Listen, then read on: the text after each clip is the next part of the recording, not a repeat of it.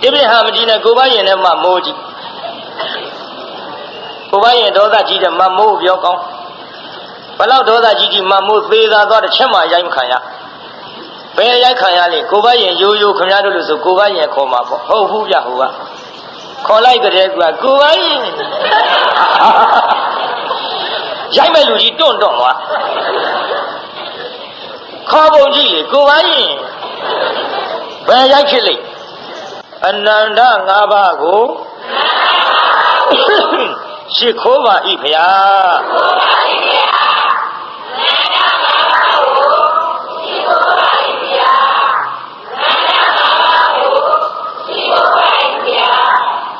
ဟာဥသုံးညင်ချလိုက်ကြကတ္တဗဖျားလက်ထက်ကအလွန်ဆင်းရဲတဲ့လူကြီးအကြောင်းဟောမလို့ကတ္တဗမြတ်စွာဘုရားလက်ထက်ကဘာယာနလို့ခေါ်တဲ့ရွှေမြို့တော်ကြီးမှာမဟာဒုက္ခဆိုတဲ့လူကြီးတစ်ယောက်ရှိမဟာဆိုတာအကြီးကြီးအများကြီးဒုက္ခဆိုတာဆင်းရဲတဲ့လူတွေမတော့ဘဝတစ်စိတ်ချန်ပီယံရတဲ့လူပေါ့သူ့မိအောင်ဆင်းရဲတဲ့လူမရှိဘူးဒါကြောင့်မဟာဒုက္ခမရလေးကြပြန်တော့လေဒလိဒဆိုတော့ချမ်းသာတဲ့အနဲ့ထွက်မရဘူးသူဆင်းရဲလည်းမရပေါ့မဟာဒုက္ခနဲ့ဒလိဒတို့လင်းလို့တဲ့မဟာဒုက္ခဘာလို့ရထင်းခုတ်ရ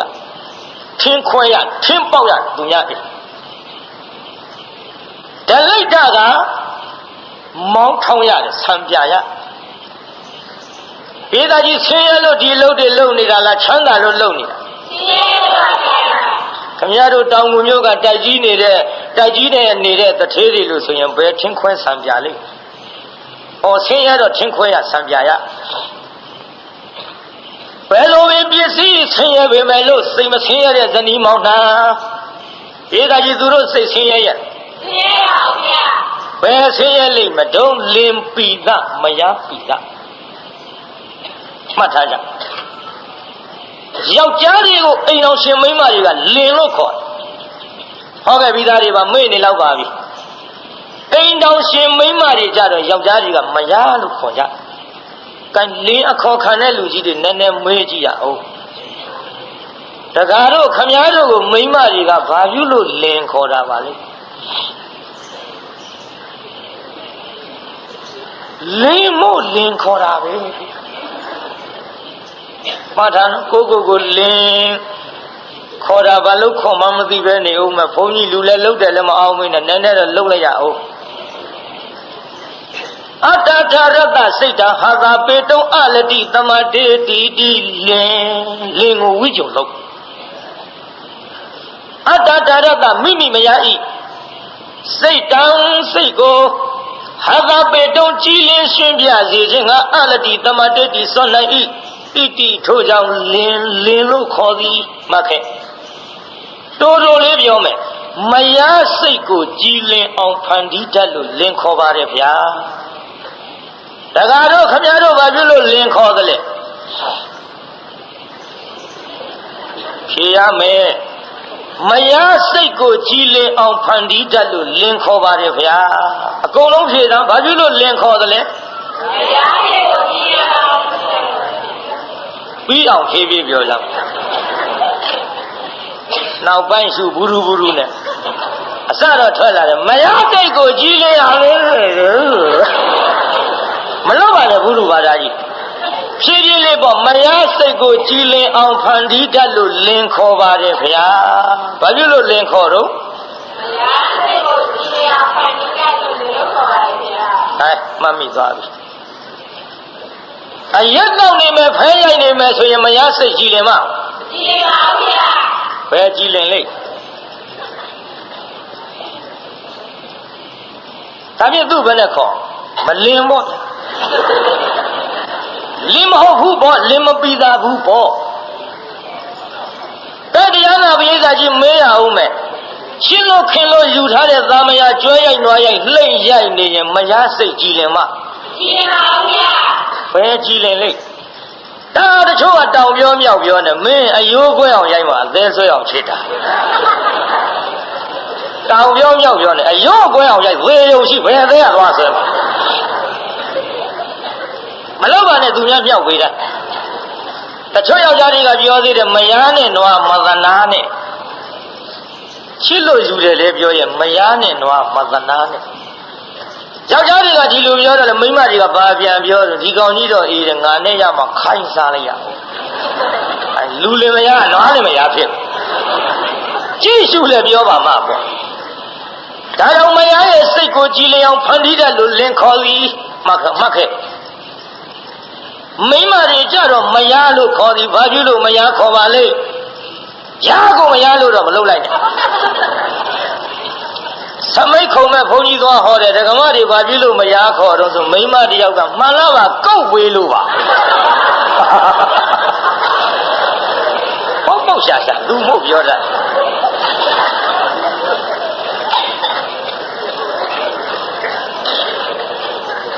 မစိုးပါဘူးကုတ်ပေးလည်းပဲရတော့မယားခေါ်ပုံလေးဝိဇ္ဇုလုပ်ပြမယ်နားထောင်ကြည့်တက္ကကာမိကံမာယာယတိပိယယတိမာယာပေတိပိယပေတိတိမယာဝိဇ္ဇုလုပ်တက္ကကာမိကံမိမိရဲ့လင်ကိုမာယာယတိပိယယတိကိုကလည်းချစ်တတ်၏မှတ်သွားဒကမပိုင်းကမှတ်သွားကိုကလည်းချစ်တယ်ကိုချစ်ရုံနဲ့ပြီးမလားလို့ဆိုတော့မပြီးသေးဘူးတဲ့ရုပ်မာယာပေတိပိယပေတိကိုလည်းလင်ကပြန်ချစ်အောင်လုပ်တတ်၏လွယ်တဲ့လုံးမဟုတ်ဘူးမိမဖြစ်ရတာမှတ်သွားမာယာပေတိပိယပေတိကိုလည်းပြန်ချစ်အောင်လုပ်တတ်၏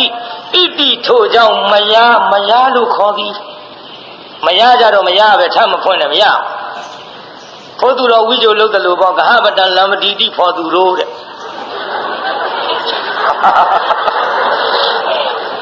ပြုတ်ပါအရေးကြီးတာကိုကဟပတံကြက်ကိုလမ်းမတိလွယ်တိုင်းဣတိတသမထိုးကြောင့်ဖော်သူတို့ကြတော့ဖို့သူတော်ဝိဇ္ဇုလေဒါကြောင့်မယားကြတော့မယားပဲပေါ့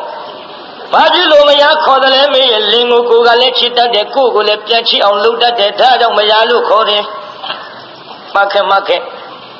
လင်ကိုကလည်းချစ်တတ်တယ်ကိုလည်းပြန်ချစ်အောင်လုပ်တတ်လို့မယားလို့ခေါ်ပါတယ်ဗျာဖြည်းဖြည်းလေးဖြည့်သားဘာဖြစ်လို့မယားခေါ်ပါလိမ့်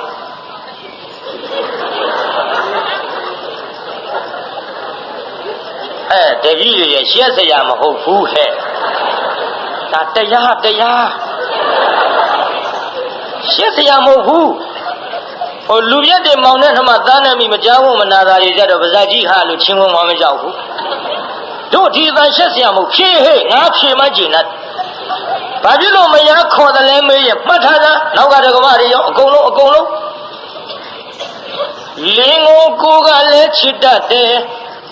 ကိုလည်းပြန်ချစ်အောင်လုပ်တတ်တယ်ဒါကြောင့်မယားလို့ခေါ်ပါတယ်ဖြည့်ကြည့်သား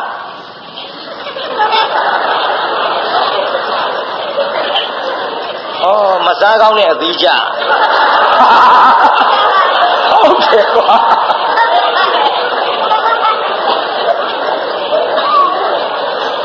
မဆိုရင်တော့ကျေနပ်မှာမဟုတ်ကဲဆိုစမ်းအကုန်လုံးလင်းကိုကလည်းချစ်တတ်တယ်ဆိုလိုက်ကိုလည်းပြန်ချစ်အောင်လုပ်တတ်တယ်ဒါကြောင့်မယားလို့ခေါ်ပါတယ်ဖရာပါရနိုင်ကြီးသူတို့ကြီးခိုင်းတော့မသွားဘူးရှင်းဆောင်ရှိမှာဒါကြောင့်လင်းကိုကချစ်တတ်လွယ်တယ်ဒကမကြီးကိုပြန်ချစ်အောင်လုပ်ဖို့မိမတိုင်းမတတ်ဘူးနော်ဒါရှိတယ်လည်းမဟုတ်ဘူးနဲ့နည်းနည်းရှိလိုက်ရအောင်ကိုကချစ်တတ်လွယ်တာပေါ့ကိုပြန်ချစ်အောင်လုပ်ဖို့မလွယ်ဘူးကိုပြန်ချစ်အောင်လုပ်တဲ့နေရာမှာမိမတွေကိုဘုရားကိုယ်တော်တိုင်ဟောထားပါတယ်အားအကောင်းဆုံးနဲ့လုံနည်းတွေရှိဘုန်းကြီးပြောခဲ့ဘုရားပေးတဲ့နည်းပါတယ်ဗလာတိဗလမိတ်ချီရောတဲ့အားရမိမအားကောင်းဆုံးနဲ့မိမအားကောင်းတယ်ဆိုလို့သူများနှစ်ကိုယ်စာလောက်ဝတာမှမနေနဲ့လင်းနဲ့ရောက်ခမခံတတ်တာတပည့်တော်တို့ရှုံးမပေးဘူးဆိုတာအားကောင်းတယ်မမှတ်နဲ့မဟုတ်ဘူးမိမအားဘယ်မှာရှိ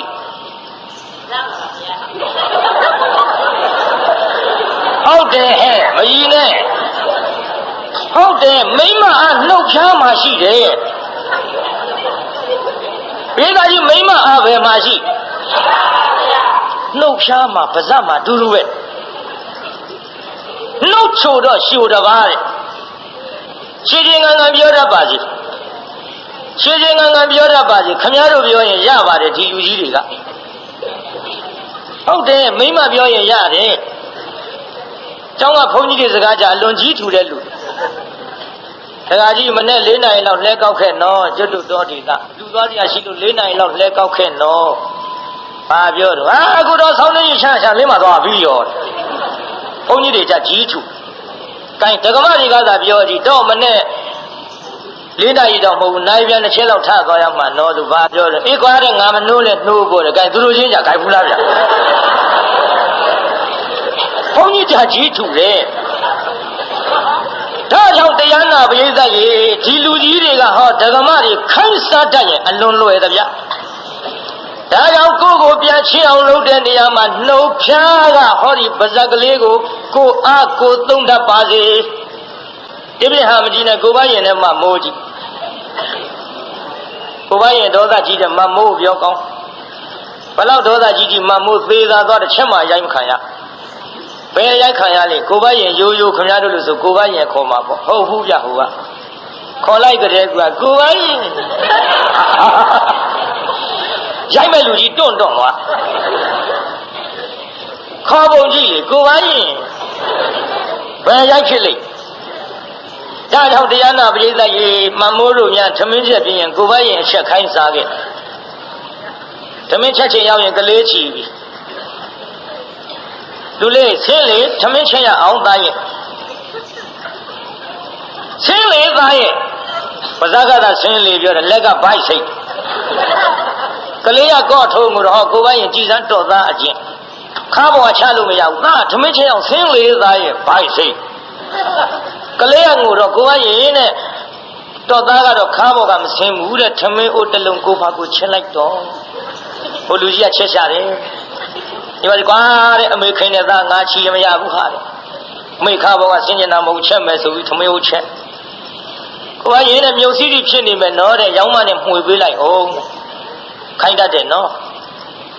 ကိုကရင်းနဲ့အလောတော်ရင်ချတော့လေတဲ့တော့ကြပြော့ကုန်မယ်ဘယ်လိုဟာတွေပါလေတောင်သွေးမြောက်သွေးတယ်အယုတ်ထမင်းဟောပေါ်ကြာထားကြည့်ပါလားထမင်းဖြစ်ကုန်ပါဘော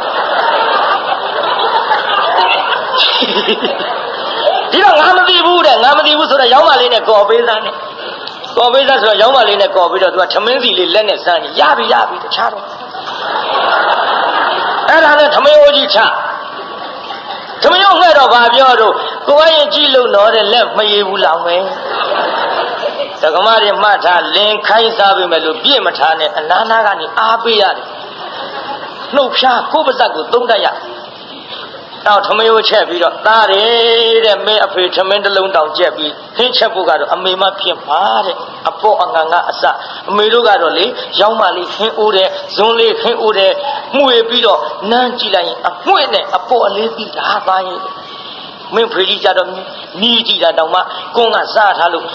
ရှားကြီးထူးနေလို့အလေးအပေါ်သိမှမဟုတ်ဘူးအမေချက်မှဖြစ်မှဆင်းဆိုပြီးကလေးပိုက်စိတ်ကလေးအောင်တော့ကိုင်ကိုပါရင်နဲ့ဒီနေ့တော့ဖခင်အဖေကိုနှိမ့်ဆက်မဲ့သားပဲတဲ့တော်သားခါဘောကမဆင်းဘူး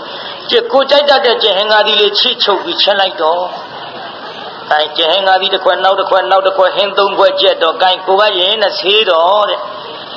ခုခပ်ပြီးစားတော့ပြီးမမိုးလက်သာသုတ်ပြီးတယ်ဘာမှမလုပ်လိုက်ရဘဲနဲ့ကိုပါရင်နဲ့ကိစ္စပြီးတယ်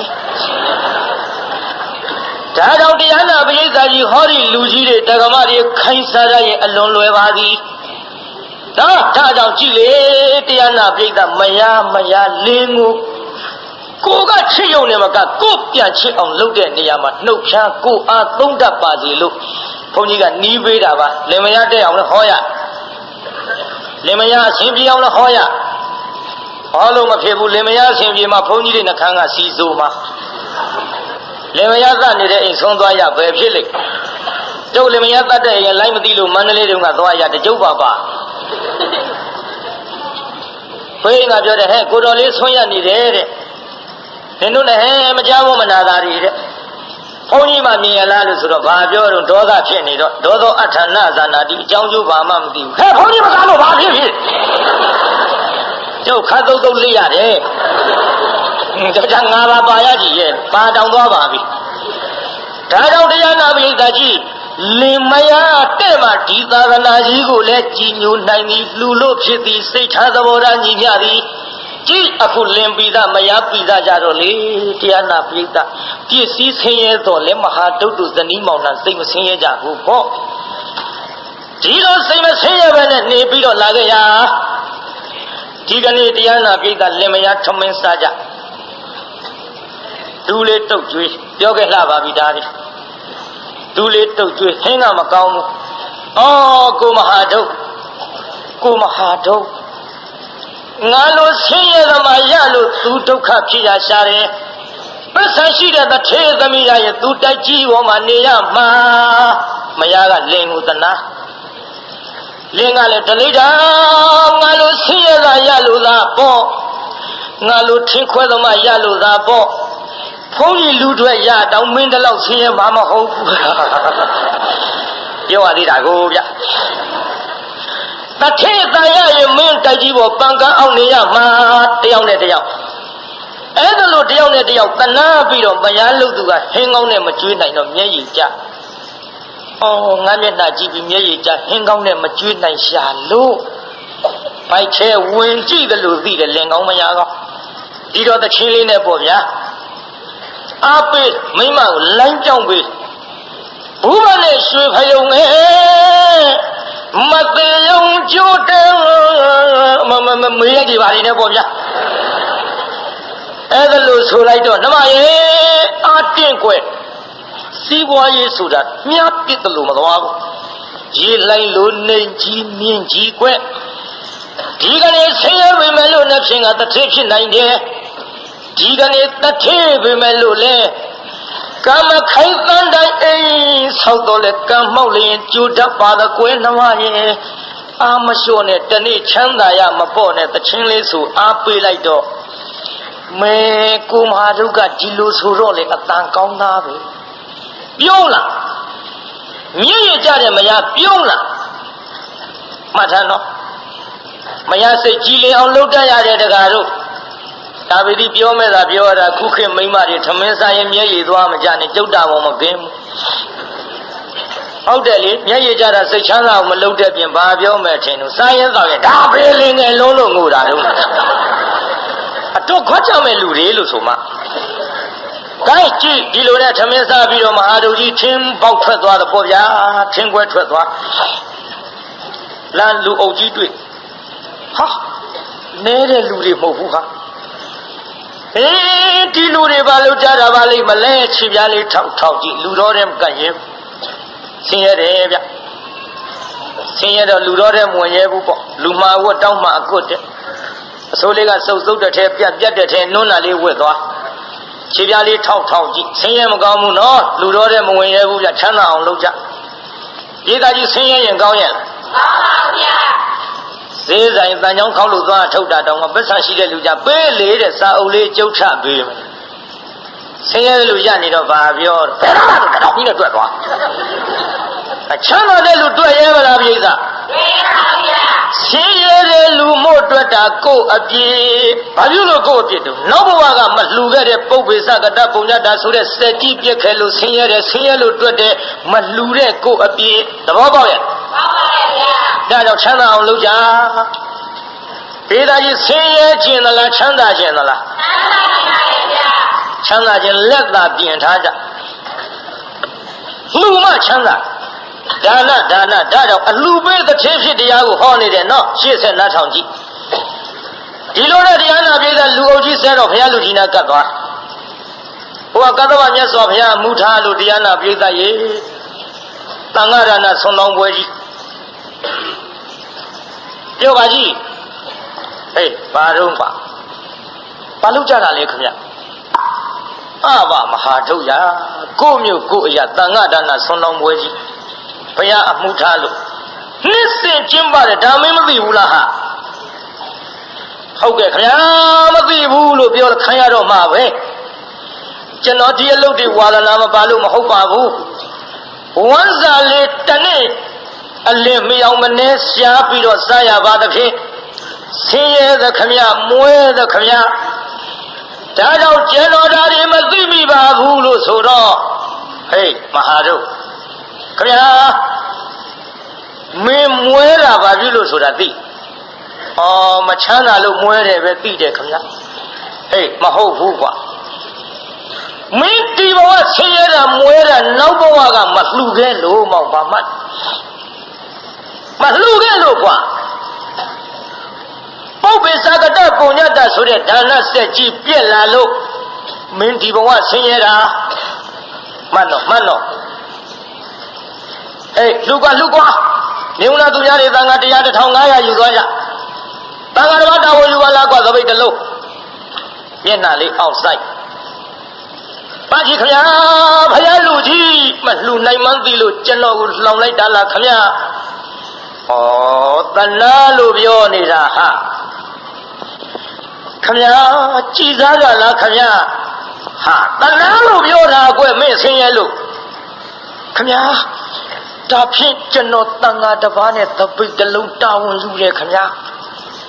ဘုရားလူကြီးမဲဆွဲကောင်းတယ်မွဲတဲ့လူတောင်သပိတ်တလုံးယူသွားကြည်တရားနာပြိဿကြီးသပိတ်တလုံးတာဝန်ယူသွားဒီလိုတာဝန်ယူပြီးတော့ဘုရားလူကြီးအပြောကောင်းတော့လေဘုရားမှာပို့ပြီးတော့ကြီးပွားတယ်ထွန်းကားတယ်ဒါကြောင့်တရားနာပြိဿဘုရားလူကြီးဆိုတာပြောရတယ်လူချင်းအောင်တရားရှိအောင်လှုပ်ပေါ့ဒါကြောင့်ကျုပ်တကားတွေလည်းပဲကျုပ်တောင်ငူမျိုးကကျုပ်တကားတွေဘုရားတကားတွေလည်းပဲကျုပ်များစွာသတိပေးပါတယ်ကြည့်အခုသပိတ်တလုံးတာဝန်ယူသွားပြီတာဝန်ယူသွားမရလေးပြောသေးဘူးဘယ်ပြောမလို့မရိပ်သာစေတနာရှိမရှိတီးခေါက်ကြည့်ရအောင်ဓမ္မရေနမဆိုပြီးတော့မရရဲ့အပါကျမ်းစင်မော်တင်မလွဲလေးထိုင်လက်နှစ်ဖက်ရှေ့ထောက်မျက်နှာကပြုံးချီးကြီးကိုမတို့တော့မျက်နှာကြီးကြည့်ရတော့မှုရလာတာကြလို့ဘာများဝမ်းသာစရာရှိလို့တော့ဟေးမှုရစားပြီးခဏလေးနဲ့ကုန်ပါကွာ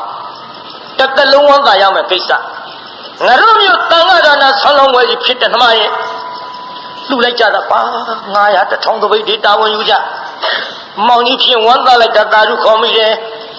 ဓမ္မရေမင်းဝမ်းမသာဘူးလားကွယ်လို့ပြောလိုက်တော့မျက်နဲ့ကလေးတောင်းကပ်ပြီးပြော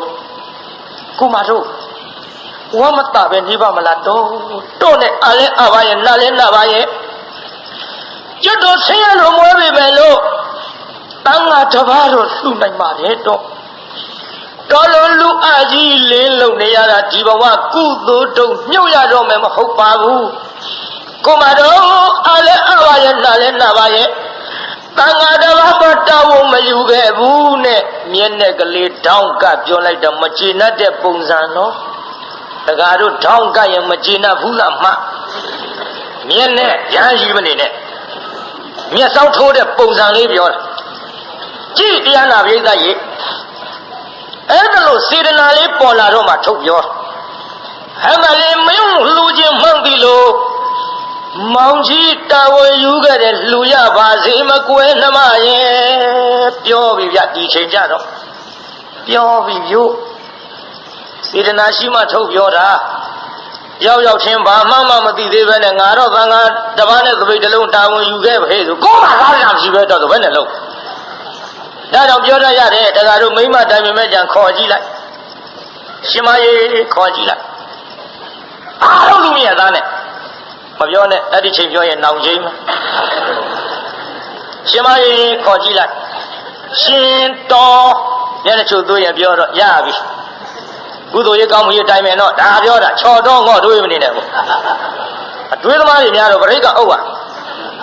တိုင်းကြည့်အခုစေတနာပေါ်လာမှန်သိတော့ကမအမလေးမင်းလှူခြင်းမှန်သိလို့မောင်ကြီးတာဝန်ယူခဲ့တဲ့လှူရပါစေမကွဲနှမရဲ့ဟောတာလိုက်ကြတော့ဒါမှလင်ကောင်းရတာ ကုသိုလ်ဒါနကျုပ်ပြုရတော့မယ်ကျုပ်လည်းကြိုးစားမယ်တော်လည်းကြိုးစားနေဆိုပြီးတရားနာပိဋကမဟာတုတ်ကြီးကလည်းလေတရားနာပိဋကထင်းခွဲရင်မောနိုင်ဘူးတဲ့ပိဋကပေါစိန်ဒီမာပြီးတန်ဃာတော်ကလှူရမယ်ကိစ္စကြောင့်ပေါ့လေရွှေပေါစိန်အတာချကမာလာတဲ့ထင်းဟာပွဲရဲဆိုရင်ပေါ့တပြားကမှမချမ်းသာသည်တပြားကမှမချမ်းသာသည်ဆောင်းတကားကလူမွဲအမပွဲရဲဆိုရင်ပေါ့ဗျာဝမ်းတာလုံးလို့အဲ့ဒီလိုသချင်းဆိုလိုက်တော့တထေးဆင်းလာအေးဘာတို့ခင်ဗျာမင်းကွာချွေးတလုံးလုံးနဲ့မမောနိုင်ဘူးတချင်းတွေများဆိုလို့ပါများပျော်စရာတွေ့လာတယ်လေကွာပျော်တာပေါ့ခင်ဗျာဆင်းရဲလို့မွဲပြီမဲ့လို့တန်ဃာတစ်ပါးလှူရမယ်ခင်ဗျာတဝိတလုံးနဲ့တန်ဃာတစ်ပါးလှူရမယ်ခင်ဗျာအေးဒါဖြင့်မင်းထဲငါကလည်းကုသိုလ်ပါဝင်မရစေတထေးကတဏှာလို့ထောပတ်ကျက်သွန်ပြူကျက်သွန်နီနိုတန်အိုး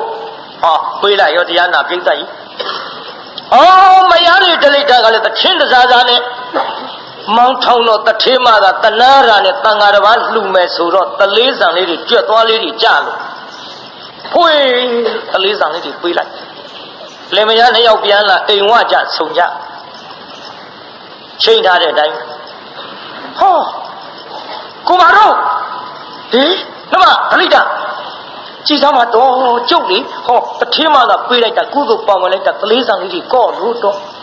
ကျွတ်တို့စကွဲထမင်းစားရပြီမဲ့လို့တလေးဆံနဲ့တန်ဃာတစ်ပါးလှူရမယ်တော့ဟာမလေးမင်းကတလေးဆံရမောင်ကြီးကြည်စားမဟောတင်ထောပတ်ကျက်သုံးပြူကျက်သွန်ဒီနိုတန်အိုနမရဲ့အဆင်ပြေပြီကွဲ့ဆိုပြီးတော့အိမ်ထဲဝင်သွားကြကြောက်တရားနာပရိသတ်ရေမဟာတုတ်ကြီးကလည်းတန်ဃာလှူရမယ်ကိစ္စဆိုတော့သူများလို့တန်ဃာအာမကိုနိုင်ဘူးတော်တဲ့ထွက်ပြီးတော့ဟင်းရခူးရတကိုဒေသဘာခူးရဟင်းရခူးထွက်တဲ့ဆိုတော့ဘာလေးနဲ့ထွက်မှာတောင်းလေးနဲ့လဲပါပဲလွယ်အိတ်တို့ဂျိတ်တို့တောင်းတို့ကိုင်းထွက်ရောပြုပွဲတဲ့ဆိုရင်တော့ထွက်ဖို့ဘုံတောက်တို့ခရက်တို့ထွက်ချင်တာနဲ့ထွက်ဘုံကြီးဆိုတော့ရိုးရိုးသွားရမှာပွဲတဲ့လည်းထွက်နိုင်တဲ့မင်းသားပြောတာမထွက်နိုင်တဲ့မင်းသားဆိုလို့ရှိရင်ကားလိတ်ကျိုးတိုင်မရှိနဲ့လက်ကကင်ထားအခမသိဖြုတ်ချရအောင်ထွက်နိုင်တဲ့မင်းသားဆိုလည်းတောင်ပေါ်မြောက်ပေါ်သချင်းဖြစ်မှာပေါ့နာနဲ့ခင်းနင်းကလေးတွေဖြန်းတော့ဟောလန်းလန်းဆန်းဆန်းခြုံလန်းကလေးမှာသမင်းစီဝင်းကဟင်းရုံကလေးကိုမောင်းခူးခဲ့မအောင်ဟာမင်းကအိမ်ကကျက်သွန်ဒီကလေးနဲ့သုံးခွက်တစ်ခွက်တင်ကြိုထားပါအဲ့ဒီဟင်းနဲ့ထွက်ပါဗောဗျာပွဲတယ်ဆိုရင်ကိုင်းထွက်ရောပြုထွက်သွားတော့လူအုပ်ကြီးတွေ့ပြန်ပတဲ့တရားနာပိဋကကြီးဘာတွေ့ပြန်တော့လူအုပ်ကြီးတွေ့တော့လေဟာဒီလူတွေဘာလုပ်ကြတာပါလိမ့်ကြည့်လိုက်တော့တငါတယ်ကြီးထငါဝယ်ကြအငါ900ဘို့1000ဘို့100ဘို့200ဘို့ဟေးတန်ဃာတော်ဘာငကျင်းသားနဲ့ဆုံးကပ်လိုက်ခြင်းပါပြီငါအတွက်မှကြံပါအောင်မလားနဲ့တရားနာပရိသတ်ကြီးခြေပြားလေးထောက်ကြည့်လူအုပ်ကြီးဆဲတော်မှာတန်ဃာတယ်နကပြောတန်ဃာတယ်မိတ်ဆွေကြီးအေးဘာတော့ကွာတန်ဃာတော်ဘာငကျင်းသားနဲ့ဆုံးကပ်ခြင်းလို့ကြာငကျင်းလေးတစ်ကောင်တော့မရဘူးလားဩဒီကောင်နောက်မှလာမိဦးမဲ့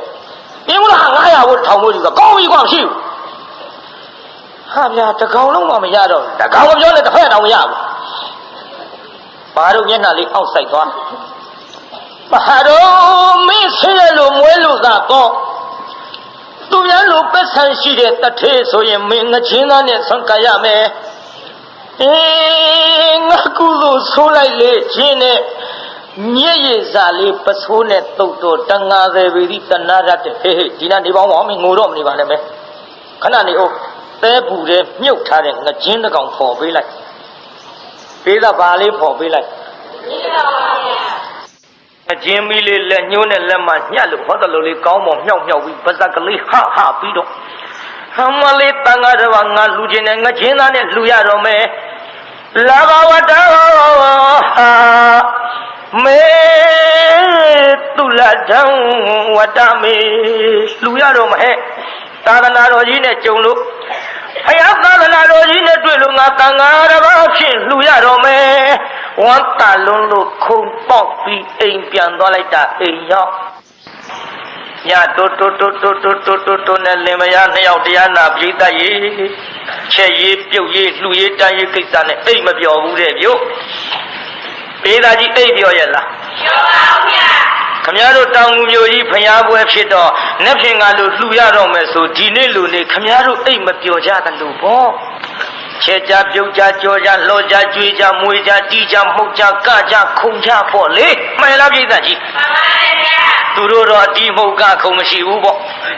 ကကြရင်လည်းသူတို့နှစ်ယောက်တည်းကဖို့ရှိကြည့်အခုပျော်လုံးလို့အိတ်မပျော်ဘူး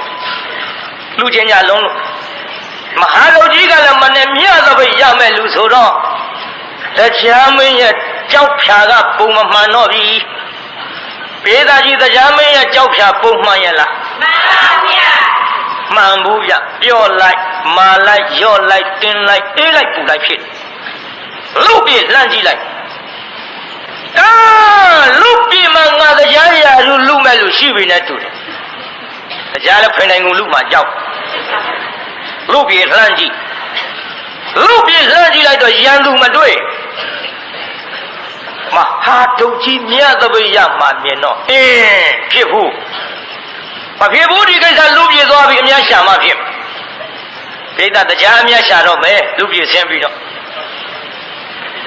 ဒါပတိတရားရောင်နဲ့ဆင်းလို့မဖြစ်ဘူးတရားအယောင်ပြောင်းပိဿကြီးတရားအယောင်ပြောင်းမလားပြောင်းပါဗျာဖြူနေရကဝါရာပြောတာမဟုတ်ဘူးအချုံတက်နဲ့တရားရောင်မဟုတ်ဘဲနဲ့ထမင်းကျက်ရောင်ဆောင်ပြီးတော့ရောင်းမကြီးနဲ့ထမ်းဆင်းလာအဲတရားအယောင်ပြောင်းဆင်းအယောင်ပြောင်းပြီးဆင်းလာလိုက်တာတရားနာပိဿကြီးထမင်းကျက်များအလိုရှိရနိုင်ပါခင်ဗျာကျောင်းမကြီးနဲ့ဘယ်မှမဟောဘူးမဟာတို့အိမ်သားလှက်ပတ်ဟောနေထမင်းကျများအလိုရှိရနိုင်ပါလေခင်ဗျာမဟာတို့ကထွက်ကြည့်ဟုတ်ပြီကွာထမင်းကျငမွဲနာငတေလားအောင်ငါးနိုင်မောင်များကိုတကားမှမနဲ့ကိုယ့်ဟာကိုချက်မှာပေါ့တို့တော့အမျိုးသားရင်ရိုင်းမင်းကောင်းတယ်ဆိုပြီးတော့ပြောတငါတမိတ်ဆွေကြီးထမင်းကျမိတ်ဆွေကြီးဘယ်နဲ့တငါတဲ့ရောက်တော့ပြောထမင်းညမိတ်ဆွေကြီးတရားနာပိဋကကြီးဗျာခမည်းလေးဟောတောင်းပြင်းတစ်ထေးကတန်ဃာတစ်ထောင်လူမှအဲ့ဒီသွားပါလားဗျဓမင်းချက်ခါကြီးအများကြီးရပါကျွန်တော်ခါချင်းဝင်နေမဟုတ်ပါဘူးခမည်းကျွန်တော်လေဟိုဆင်းရဲချမ်းသာမရွေးဘူးခမည်းကုသိုလ်ဖြစ်အလကားချက်ပါခမည်းယောဒါဖြင့်လာပြောအလကားချက်မယ်ဆိုတော့ပိဋကကြီးမဟာတုတ်အိမ်တရားရောက်ပြီပြုပိဋကကြီးမဟာတုတ်အိမ်ဘာရောက်တော့တရားရောက်ပါပြီဗျာမဟာတုတ်အိမ်တရားရောက်တယ်ဆိုတော့ဘလောက်ဆင်းရဲလက်ဖက်ရချိုးတစ်ခွက်တော့မခဲရင်တော့ပြီဟာသင်ပြေသွားပြီဗျာနော်တရားရောက်တာကိုပိဋကကြီးတကိုးနဲ့ဖြော်ပေးမှာပေါ့ချိုးအောင်တိုင်းကြည့်တရားနာပိဋကကြီးအဲ့ဒီလိုနဲ့တရားရောက်ပြီးချက်ကြပြုတ်ကြနဲ့မနဲ့ကြတော့တရားနာပိဋကမဟာတုတ်ကြီးမှွေးကနေဖြစ်သွားတယ်အဲ့ဒီတည်းနှိုးပြီးတလိတာကကိုမတို့သူများတွေတန်ခါပင့်ကုန်ပြီတော့သွားလေနောက်ကြလို့မရဘဲနေမယ်ဆိုတော့တရားနာပိဋကကြီးမဟာတုတ်ကြီးအိမ်မုံစုံမောင်းနဲ့ထသွားတော့ဟိုရောက်လို့ကြည့်လိုက်တော့ဘုရားလူကြီးကတန်ခါကြီးစရင်ပေးအင်္ဂါရီစရင်နဲ့မိုက်ကြီးနဲ့တတ်ခေါ်တော့ပေါ့တောင်းရင်တစ်ထေကသံဃာတစ်ထောင်ကျွားတော်မူပါဗျာမိုက်ကြီးနဲ့ရန်တုတ်တာအဲ့ဒီမှာဒီမိုက်တွေရှိချင်မှရှိခုခေတ်နဲ့မှပြောရတာပေါ့ဗျာမြောက်ပြင်းတစ်ထေကသံဃာ900ကျွားတော်မူပါဗျာဟာ900တစ်ထောင်ငှဖို့မှကြံပါမလားလူအုပ်ကြီးဆဲတော့ဘုရားလူကြီးနာကပြောပါကြီးဘုရားလူကြီးအဲ့ကောင်သုံးပြောမင်းဘယ်ကောင်ဟောဗျာမမိတော့ဘူးလားဗျာ မင်းဆင်းရဲလို့မွဲတာမလှူခဲ့လို့ဆိုပြီးသပိတ်တလုံးခမည်းစရင်ပေးလိုက်တဲ့မဟာထုတ်လေဒီဘောက်ကဘယ်ထုတ်တော့ဟာဘုရားလူကြီးလုံးပုံကြည့်ဘုရားလူကြီးသတ္တိတော့အပြည့်ဝပြတော့ပြောပြီးပြိဿရဲ့မသိဘူးကွာခမည်းကြီးလုံးမလို့ပါလေကျုပ်တန်ဃာတစ်ပါးစရင်ယူထားတာအဲ့ဒါတန်ဃာလာပေးတာဘယ်တန်ဃာပေးရမလဲခမည်းဒီကောင်တန်ဃာတရားတစ်ထောင်သူများရေယူသွားမြင်ဘူးလားကောင်းပြီကွာမယူသွားတော့ကွာမယူကြောင်ကြောင်နဲ့ဘုရားလူကြီး तू ကဦးကြောင်ကြောင်လုပ်ပြီးမဟာတို့ဦးကြောင်ကြောင်ပြောတော့ဆိုးတယ်ဘုရားလူကြီးဘုရုံးကဘုရားလူကြီးပြောတာပါခုခေတ်ဘုရားလူကြီးတွေကတော်ပါတယ်ဆွမ်းတော်ရင်ကြက်ကောင်လုံးတို့ကိမ်မုံပေါင်မုံတို့ဒါတွေသူတို့ပဲစောင့်ရရှာရီနဲ့ကလေးတွေကခေါ်ခိုးနေတရားလုံးအရာရှာဘူးပြိဿတော့ကြလက်ကလေးပေါ်လာဟာကောင်လေးတော့ဟာကောင်လေးတော့တရားလုံးအိတ်မပြောဘူးဘုရားလူကြီးတွေစောင့်ရမနဲ့မိုးလေးမှအထုပ်ကြီးတွေနဲ့ပြန်ရစောင့်တော့ဗျာချမ်းချမ်းနဲ့စောင့်မပါပြီးတော့လည်းနားမထောင်ဘူးဒါတော့ခုခေတ်ဘုရားလူကြီးတွေတော်ပါတယ်ဟိုတုန်းကဘုရားလူကြီးတွေပြောတာကဲကြည်တရားနာပြိဿရေအဲ့ဒီလိုနဲ့တန်ဃာတစ်ပါးမရတော့ဘူးဆိုတော့ဘုရားလူကြီးခမညာရက်ဆက်လာကြည်လားဟေးမရှိလို့မရှိဘူးပြောတာမင်းငါရက်ဆက်သလေးပါလေးနဲ့တန်ဃာတစ်ပါးဆုံးကပ်မယ်ဆိုပြီးတော့ဒလိတ်ဓာလေးချက်ပြုတ်ပြီးစောင့်နေတဲ့ခမညာအိမ်ပြန်သွားရင်တန်ဃာတစ်ပါးပဲမလဲကိုမဟာတို့မေးရှာတော့မယ်နမရဲ့တန်ဃာတစ်ပါးမရတော့ဘူးလို့ပြောလိုက်ရင်ဖြင့်ဟမ်မလေးအိမ်ကမရလေးမြေကြီးကြရှာတော့မယ်ခမစားတဲ့တလောင်းပါပါဘူးကျုပ်ကရှာရှိပေးရဒီလိုများပြောလေသလားပေါ့ဗျမှန်တော့ရကြိတ်တရားနာပြိဿဟေးမင်းမရမျက်ရည်ကြတာငါပဲတတ်နိုင်ပါမလဲကွာမရှိတာပြောတာပဲရက်စလာကြီးလားခမကိုယ်တိုင်စရင်ပေးပြီးတော့နမရဲ့တန်ခါတော်မရတော့ဘူးတဲ့နမရဲ့နမလူချင်းတဲ့တပိတ်တလုံးလှူပြီးတော့နေဘူးကန်းလုံးမို့ခက်လာပါပြီဟာမလေးမောင်ကြီးပဲလို့လုပ်ပြီးတော့ကြံရပါမထုံးရဲ့လို့မယောအလားဒလိတခမမ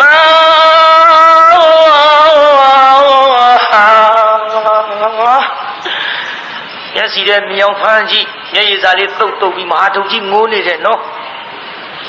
မယအလားဒလိတခမမတဘာရတဲ့သပိတ်ကိုလူမဲကြလို့သူရွယ်ပြောင်းနိဗ္ဗာန်နောင်ကိုလားနမရဲ့တလိတဟမမေလမ်းမဖြင့်ခပ်ပါပြီလို့ခပ်ပါပြီကလား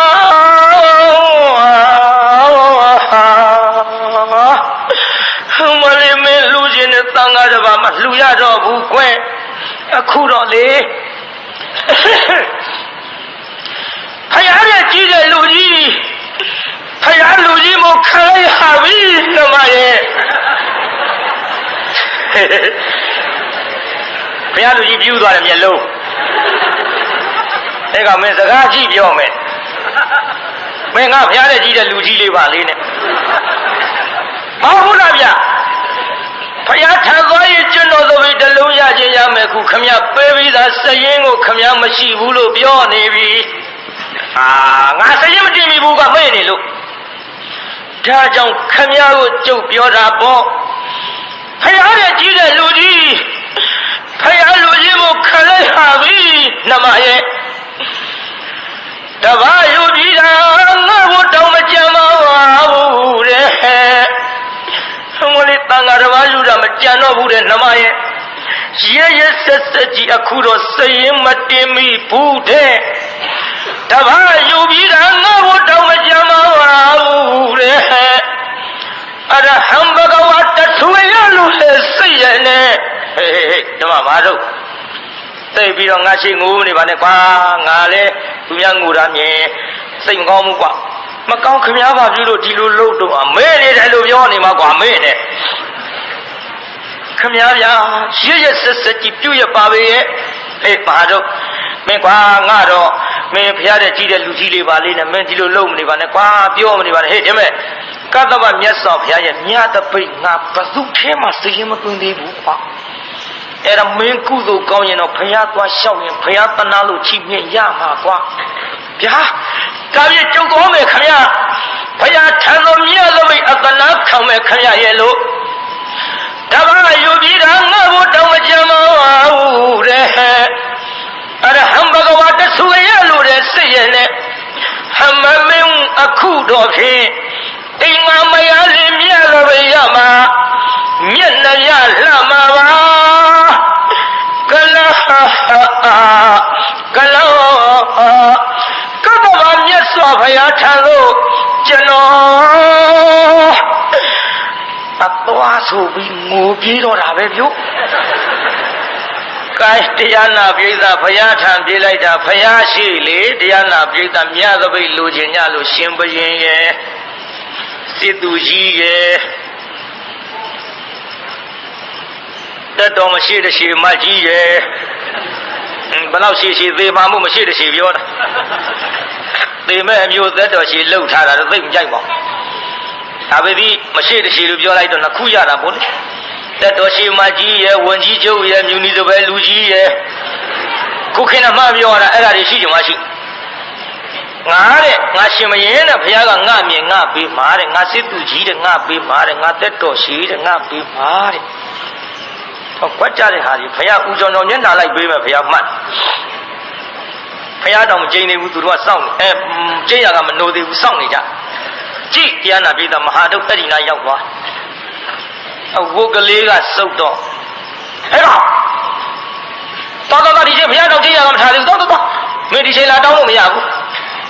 အဲတောင်းစားမှတ်လို့ငေါက်ထုတ်လူအဝတ်တောင်းအကွတ်တယ်ဗျဒါကြောင့်ကြည်ဝတ်ကြကြည်ဝတ်ကြကျွတ်တို့လဲလူအဝတ်ဆိုလို့ဝင်းဝင်းထိန်ထိန်လေးဝတ်ဟိုကောင်ကတော့မဲပုတ်ပုတ်ကြီးခြုံထားတယ်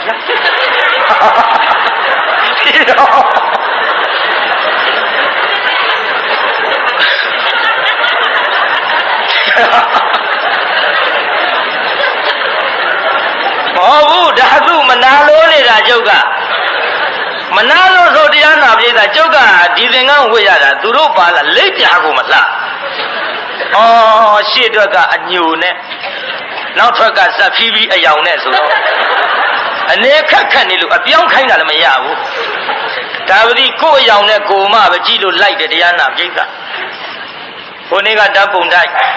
ကြည်ညိုခြင်းလို့ဗျာဆိုပြီးဓာတ်ပုံပင့်ရိုက်လို့လိုက်သွားတော့ဓာတ်ပုံရိုက်တာကြတော့ဒီအယောင်နဲ့မကိုက်ဘူးအညိုနဲ့မှသူ့သင်္ကန်းကျုပ်ကဝတ်ကျုပ်သင်္ကန်းသူကဝတ်ကျုပ်ကသူ့ကြီးကြီးသူကကျုပ်ကြီးကြီးအညိုမွေးဖူးတော့ကျုပ်လည်းကိုလိုကလာကြီးသူ့အနီးတွေဝတ်ထားတော့လေဘယ်လိုကြီးမှမသိဘူးဒါကြောင့်ကိုယ်ရောင်နဲ့ကိုကြည့်ဝတ်ကြလူအဝတ်တောင်းအကွတ်တဲ့လိုက်ပါတယ်သူနဲ့လဲကျုပ်နဲ့လဲစပါလေဒီလိုပဲပြောရမှာပေါ့ဒါကြောင့်တရားနာပိဋကကြီးအဝတ်စုပ်စုပ်ပြက်ပြက်ဆိုတော့ဟေးမင်းဒီချိန်လာတောင်းလို့မရဘူးကွနှင်ထုတ်ခင်ဗျာတောင်းစားမဟုတ်ပါဘူးခင်ဗျာကျေလုံးအဆင်းရဲဆုံးအမွဲဆုံးမဟာထုတ်မြတ်တပိတ်အတနာခံမလို့ပါခင်ဗျာဟုတ်ပြီကွာအမဲရိုးနဲ့ဟဲ့အိုးမအာမနာစုပ်စုပ်ပြပြနဲ့မင်းယုတ်ကမြတ်တပိတ်ရမယ်ယုတ်လားကွာတော့ပါကွာမတော်ဘူးခင်ဗျအတနာခံမယ်ဆိုပြီးတော့လူလူပိဋကထဲခွဲပြီးတော့ခန္ဓာကုရီတိုက်တကားကောင်းတဲ့ဆောင်းမြတ်စွာဘုရားဒီလောကကြီးထဲပြီးတော့ဆင်းရဲဆုံးအမွဲဆုံးမဟာဒုက္ခပါဗျာမြတ်တပိတ်တနာသဖြင့်ချီးမြှင့်တော်မူပါဗျာလို့ရှောက်လိုက်ကြောက်ဆိုတကားပွင့်ဘုရားကိုယ်တော်မြတ်ရွှေမျိုးစီအဆင်းရှိတဲ့လက်မောင်းတော်နဲ့တပိတ်တော်ကမဆန်တန်းပြီးတော့မဟာဒုက္ခလက်ထဲအလိုက်ပါရောဗျာသူတို့ပေးလိုက်မယ်ထင်ပြီးတော့နေတဲ့ရှင်မရင်စစ်သူကြီးသက်တော်ရှိတို့ဟာဘုရားပဲနဲ့လှုပ်လိုက်ပါလိမ့်သူတို့မျက်နှာလိုက်ပေးလိုက်မယ်ထင် ဟောဗျာဘုရားပဲလုံးလိုက်ပါလေအကုန်ရလုံးပြုကုန်ဟိုကမြတ်စွာဘုရားကြီးထမ်းပြီးတော့ခုံပေါက်ပြီးတော့ဟမလေးဟန်ကြပြီးဘုရားသနာတော်ဖြင့်ချီးမြှင့်တော်မူလိုက်ပြီဒီလိုဒီကုန်းတို့ကြုံမှုလို့စိတ်ပြောတယ်မဟာရုပ်ဝမ်းတာလုံးလို့ကျုပ်တော်ရဲ့6ကပ်နောက်ကအတီးနဲ့မှကောင်းဒီဟောလုံးလို့ဒီထဲတစ်ထဲတွေဝိုင်းအောင်လာကြဟေ့မတို့ခင်ဗျာမင်းကွာဆင်းရဲလို့မွဲပါတယ်မြတ်တို့ရောင်းမလားကွာရောင်းပါဦးခင်ဗျာမြတ်တို့ဆိုတာရခဲ့တာမရောက်နိုင်ဘူးခင်ဗျာဝဲမဲမကြနဲ့ရောင်းဘူးပြုတ်ကျုပ်နဲ့တူတဲ့လူလောကရှားကြည့်စမ်းပါဗျဒီလိုပြေကုန်တို့ကြုံမှုလို့စိတ်ပြောတယ်တဖုံထူးလို့အလိပ်ပေါ်မဲ့သဘေတော်ရဝဲအတီးနဲ့မှကောင်းတာနော်မဟာရုပ်ရဲ့စေတနာမှာဟောဒီမဟာရုပ်ကြီးရဲ့စေတနာမှာပြီးရောမှလည်းမတူနဲ့ဘယ်သူမှမကြောက်ပြန်တတိကောင်းတာပြောတာမဟုတ်ဘူးပြုဒီမဲ့ပစ္စည်းဆင်းရဲပေမဲ့လို့စေတနာချင်းရှင်ဘယ်သူနဲ့မှတူလို့မရတူလို့မမှီလို့ဘယ်သူနဲ့မှမတူအောင်စေတနာကောင်းမှန်းသိလို့ဘုရားတပိတ်အပ်လိုက်တာစေတနာချင်းပြိုင်ကြည့်လို့ဆိုလိုတယ်ပြုပြီးတော့မှလာမတူနဲ့ဘယ်သူမှမကြောက်ပြန်ရှိသူတဲ့ဒီနိဗ္ဗာန်ကိုရှိသူတဲ့ဒီနိဗ္ဗာန်ကိုကြီးစိတ်တောင်းကူမယ်ဗျာလေရှိတော့ကိုပါကိုဆွဲကြတယ်အဲ့ဒါလိုမြတ်စွာဘုရားကြီးနဲ့ကတော့ဘယင်မျက်တောင်ငွေစုလားခွာကြတဲ့ကောင်ဒီကောင်အေးသွားမြတ်စွာဘုရားဝဲကြီးတရားကစ1000ထိပေးခဲ့မင်းချင်းယောက်ျားခေါ်ပြီးတော့ဟဲ့ပါတို့ခင်ဗျာအသဗျာတရားပေးမယ်ဟေ့ရောက်မလားငွေတရားမလုပ်ဖို့လဲဗျလူမသိငွေမရှာမြတ်စွာဆိုတာရခဲ့တာမရောက်နိုင်ဘူးခင်ဗျာဟေး200ကွာရောက်မှာဘူးဗျ300ကွာရောက်မှုပြုတ်ဟေးရောက်မှုဗျ900ကွာရောက်မှာဘူးဗျတပိတ်သေးတက်သွားဧကတပိတ်သေးတက်သွားတော့ဘယ်လောက်ထိသွား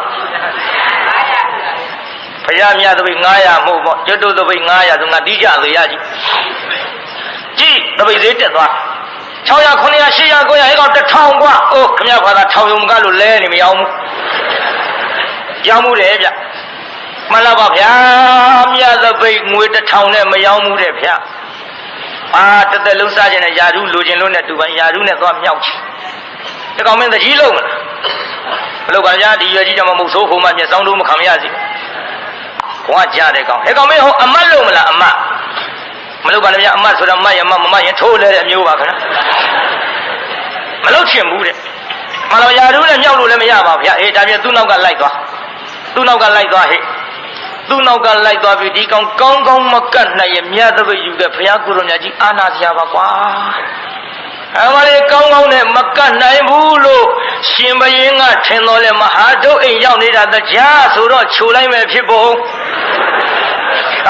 သူထင်သေးနေကဲဒီလိုနဲ့ဘုရားကိုယ်တော်မြတ်ပင်းပြီးကြွတော်မူပါဘုရားဆိုဘုရားကရှေ့ကသူကနောက်ကလမ်းညွှန်းဘုရားရှေ့ကမကြွဘဲနဲ့တပိတ်ကလေးဘုရားရှေ့ကမသွားဘဲနဲ့တပိတ်ကလေးထမ်းပြီးတော့နောက်ကလိုက်တော့အိမ်ရောက်တော့တရားနာပြိတ္တရေဒလိတလေးကစောင်းကွေးကလေးအိမ်မက်လှဲ့ပြီးတော့မေးနေဘုရားကိုယ်တော်မြတ်ရောင်ကြီးတော်မုတ်ဦးကသူတို့တဲခုတ်ကလေးလှမ်းထိုးလိုက်တော့လင်းထိတ်သွားမျက်စိလေးပုတ်တတ်ကြည့်ဟဲဘာရောက်ပါလဲ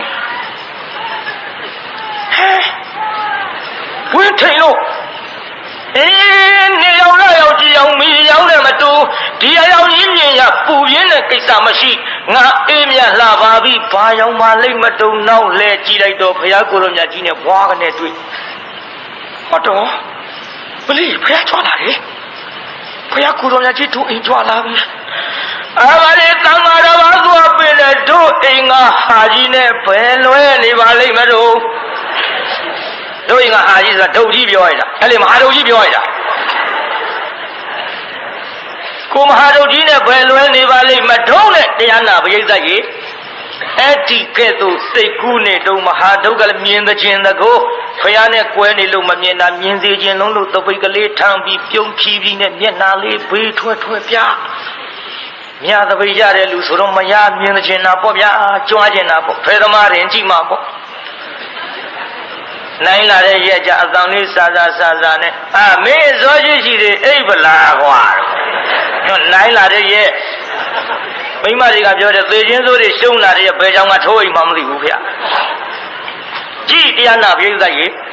ဖဲသမားတောင်မှနိုင်လာတဲ့ရဲ့ကြတော့ဒီလိုကြွားသေးတာမြတ်သပိရကြွားပြီးမှာပေါ့မျက်နှာလေးထွက်ပြတော့ဟဲမလီကြည့်တာကိုမလို့ကြည့်ပါလားမြတ်သပိကြီးထမ်းလို့ဖယားကိုတော်မြတ်ကြီးအိမ်ကိုရအောင်ပင့်နိုင်တဲ့လင်သားမလေးငါလင်အရာတော်လိုက်လေချင်းဟဲ့ဓမ္မတို့ကိုမဟာတော့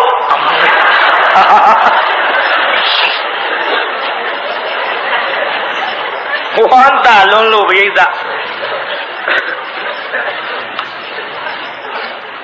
မြတ်သပိရတဲ့လင်သားဆိုတော့ချိန်မွန်းပြီမဲ့ပေါ့ဖဲသမားမရရင်ကြည့်မှာပေါ့နိုင်လာတဲ့ရက်ကြဘာပြောတော့တော်စားခြင်းတာပြောနော်တဲ့ချက်မကြွေးတာကြုတ်တာဝန်းတဲ့ဖဲသမားမရဘူးဒီနိုင်လာတော့စားခြင်းတာပြောတဲ့ကြုတ်တာဝန်းမလို့သေးရဘူးတဲ့နိုင်တဲ့ရက်ရှုံးတဲ့ရက်ခေါင်းကိုက်ထိုင်ဝင်လာတော့ဘာပြောတော့သေချင်းဆိုကျုံမောင်မကောင်းနေပြီမို့လားဒါကြောင့်တရားနာပြိဿမြတ်သပိရတဲ့လင်သားဆိုချီးမြှောက်ပေးမယ်ပေါ့ဒီလိုနဲ့ဘုရားကိုတော်မြတ်သူတို့အိမ်နဲ့ကြွဝင်တော်မူလိုက်တော့လင်မယားတရားနာပြိဿငုံဝင်ရတဲ့ဘုရားကိုတော်မြတ်ခါမကိုင်းရဘူးတစမိတ်ကမြင့်ပေးရဟောမြေကြီးကနှိမ့်ပေးကြတယ်ခါမကိုင်းမဲ့ဝင်တော်မူနိုင်ပါတယ်ဗျာဘုရားကိုတော်မြတ်တရင်သုံးတော်မူတော်မှာကကျင်းသားနဲ့ဆုံးကပ်လို့မြတ်စွာဘုရားဖုံးပေးတော်မူပါဘုရားနဲ့ဒီလိုငရင်သားနဲ့ဆုံးကပ်ပြီးတဲ့နောက်ဘုရားကိုယ်တော်မြတ်ကလည်းအာယုန်တေတိဝဏ္ဏတေတိဒုက္ခတေတိဗလံတေတိပฏิဘာဏတေတိဆံချုံ၅ပါးတရားပြလို့တရားနာပရိသတ်ရေမဟာတုတ်ကြီးလည်းပဲဆွမ်းဖုံးပေးပြီးတဲ့နောက်ဘုရားကိုယ်တော်မြတ်တပိတ်ကြီးထမ်းပြီးကြောင်းတော်လိုက်ပို့တရားမင်းကလည်းတရားနာပရိသတ်ကြီးကောင်းကင်သို့ပြန်မဟာတုတ်အိမ်ပြန်ရောက်တော့အကျွင်းကြံကလေးစပြီးလင်မယားနှစ်ယောက်မှွေးကနေအိတ်လိုက်ကြယတနာမိုးတွေရွာချလူစစ်ပေါင်နဲ့အိမ်နဲ့ဝင်းထိန်လို့တလိရလေးကအရင်နိုးလို့မျက်စိပုတ်တကြည့်လိုက်ယရနာအယောင်လေးမြင်လိုက်တော့လေကိုမတို့ကျွတ်တော့ရင်မီးလောင်ပြီတော့မီးလောင်နေခြင်းနဲ့ဟာဘယ်တော့ဟာဆိုပြီးထားကြည့်လိုက်အာပါကွာယရနာရီဟာဟေးနမဒုက္ကုသိုလ်ကျိုးပေးပြီးဒုက္ကုသိုလ်ကျိုးပေးပြီးနမရဲ့ဒါပေမဲ့လို့တရွေးကောင်းမှမရှိတဲ့လင်မယားဒါတွေတို့အိမ်ပြေးလာရင်ဖြင့်မင်းပြမင်းနာခံရလိမ့်မယ်တို့နဲ့မတန်ဘူးဘရင်ထံသွားအကြစို့သဘောကောင်းဘရင်သွားအဟဲ့မင်းပါကုသိုလ်ပြု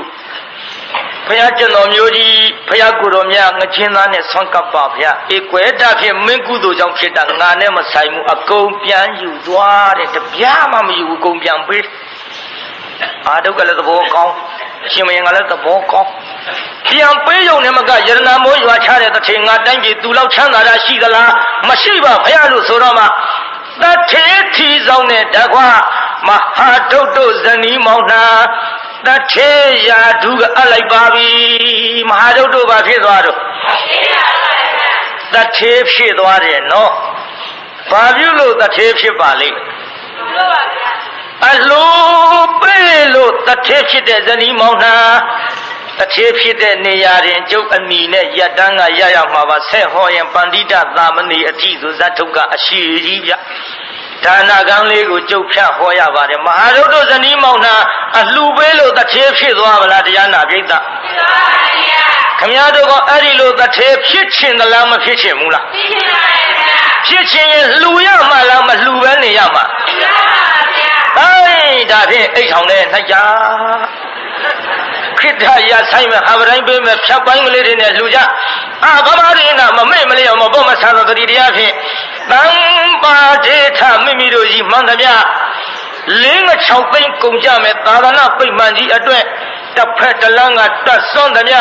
ကြုံကြိုက်တဲ့အခါမှာလှူဒန်းနိုင်ကြပါစေကုန်သတည်း